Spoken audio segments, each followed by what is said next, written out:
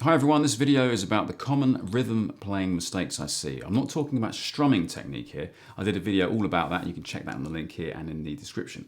I'm talking about that situation where you're in a band or you're playing along with a backing track, or maybe you're recording yourself and you're finding that your rhythm playing is maybe slightly off and perhaps you're not sure why. So in this video we're going to look at the possible reasons for that and how we can fix them. The first mistake is you might be playing too many notes. So if you're playing a chord, let's say a G chord, it's perfectly fine to hit every string, especially if you're playing on your own. It kind of fills things out a little bit. But even then, I tend not to play every string. What I tend to do if I'm playing on my own is I might say hit the bass and then the top string. That kind of thing. But certainly if I'm playing in a band, I want to create some space for the other musicians. In particular, I don't really want to tread on the toes of the bass player by playing too much on the low end. So quite often when I'm playing live, I sort of focus more on the top strings if I'm strumming chords.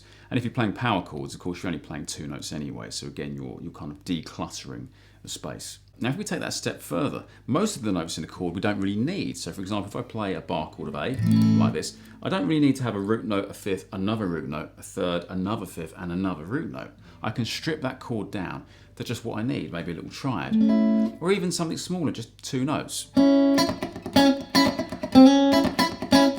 Jazz players do exactly that. A jazz player will often take, say, a 7 chord and play it like this, where you've got the root, the flat 7, and the third. The fifth doesn't really tell you much, so you don't really need it. Funk players do something where they take a chord, like say a D9 chord, and just strip it down to the top couple of strings.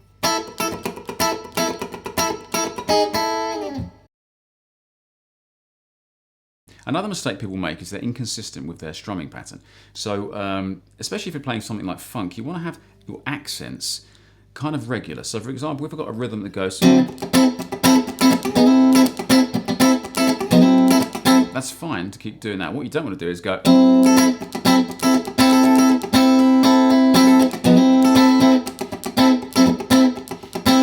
it just sounds like you don't know what you're doing.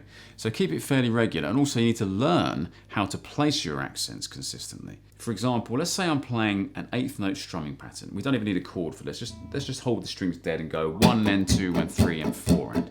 You need to be able to accent any one of those beats consistently. For example, let's say we accent the first beat, so we get 1 and 2 and 3 and 4 and 1 and 2 and 3 and 4 and, or the and, 1 and, so 1 and 2 and 3 and 4 and 1 and 2 and 3 and 4 and, or beat 2, 1 and 2 and 3 and 4 and, or the next beat 1 and 2 and 1 and 2 and, or 1 and 2 and 3 and 4 and 1 and 2 and 3, or 1 and 2 and 3 and 4 and 1 and 2 and 3 and 4.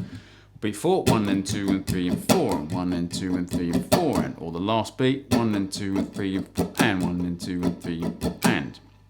Notice when I'm doing that and I'm accenting the up, I'm not panicking and pulling my shoulder, I'm just flicking my wrist like I normally would do, and also I'm not panicking and stopping my rhythm and trying to play another down. That's a mistake beginners make. Whenever you tell them to accent an up, their brain wants to play it on the down, so they kind of go 1 and 2 and 3 and 4, and their engine stalls. Keep your engine ticking all the time, keep that hand moving. Now let's try that with 16th notes or semiquavers. So we can go 1 E and a 2 E and a 3 E and a 4 E and a. Now try 1 E and a 2 E and a 3 E and a 4 E and a. Now we'll try 1 E and a 2 E and a 3 E and a 4 E and a. And then 1 E and a 2 E and a 3 E and a 4 E and a. So a mistake that I actually am guilty of having made myself in the past is playing ahead of the beat. Now, I recorded myself one day and listened back and I thought, oh, I'm actually ahead of the beat. I can slightly hear it. It's subtle, but I can hear it. And I could see it on the computer screen where the beats landed. I was ever so slightly in front. And that surprised me because my rhythm's pretty good. And I came to the conclusion that what was happening was I was anticipating the beat. I was so worried about going out of time. I was kind of trying to beat the beat and get there early. And that doesn't work. It sounds off, and a non-musician probably wouldn't know why something was wrong, but they would feel it. So try and relax when you're playing. You still need to hear the music, of course, and make sure you're listening to the drummer, but feel the music as much as you hear it, and be aware of not pushing the beat too early. What it does as well, that kind of drives the music, which can be useful, but if you're constantly doing it, it just sounds like you're rushing. 99% of the time, you want to play bang on the beat. But sometimes you need to be able to pull the beat back and actually play behind the beat. So what I mean is ever so slightly late. That's actually really useful for soloing as well. If you want to play a very relaxed sounding solo, kind of pull it back, play really relaxed, and you'll find yourself playing behind the beat slightly. Now, drummers talk about this all the time.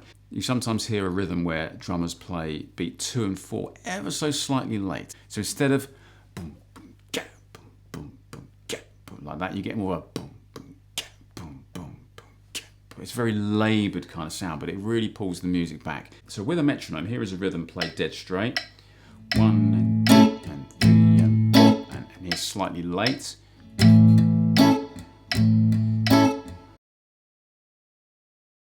Finally, awareness is a big thing. You need to be aware of who you're playing with. If you're playing with a band, backing track, whatever, you don't want to be treading on people's toes. We've sort of covered that already with the other points, but to take it a step further, be careful that you're not playing too loud.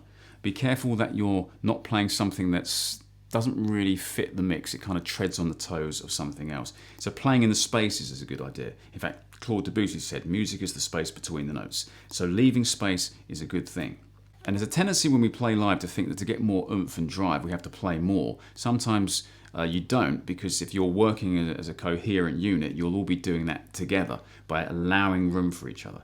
A good analogy is this. If you imagine a pipe, and if you have that pipe full of wires, the more wires you have, the smaller each wire needs to be. So think of your soundscape as being like that. If you've got a band covering this much of the human range of hearing, the more instruments you have, the smaller each instrument needs to be in that mix. One thing you can do there is you can sort of turn down your mids a little bit so you're not getting in the way of the vocal, or maybe turn your bass down so you're not treading on the bass player's toes. Let's try playing over a bass line now and creating some space for it. So let's make something up with a loop here.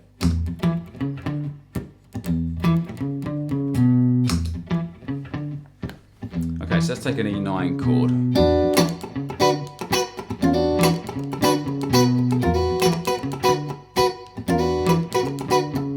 Kind of works. I'm not playing too much. If I was to play, say, exactly what the bass is playing, kind of obscures the bass a little bit, and I'm playing too many strings. So again, I'll break it down. Or even I could play in the spaces between the bass. So here we go. 1, 2, 3, 4.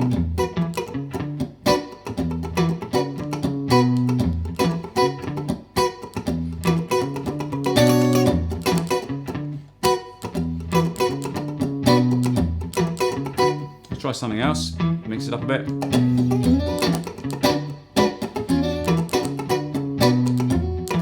I'm not hitting many strings, or just an octave.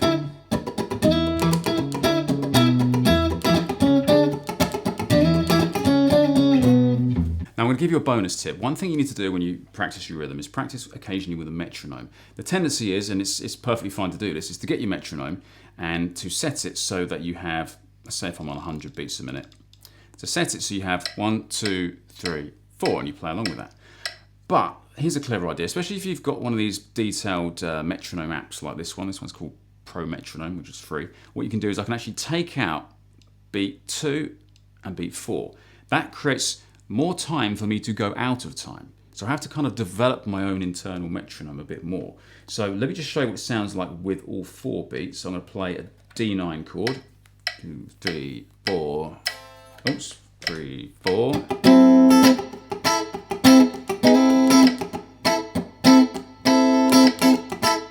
Just making up a rhythm there. And now I'm going to take beat 2 and beat 4 out. 1, 2, 3, 4.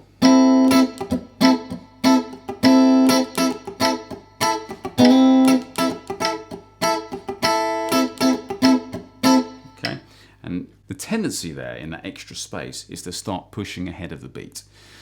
Don't be tempted to do that. Don't even anticipate the beat. Just feel it and just relax. You can go a step further and just have beat 1 and remove everything else. Anyway, thanks for watching. I hope that video was useful to you. If so, please click like and subscribe, and I'll see you next time.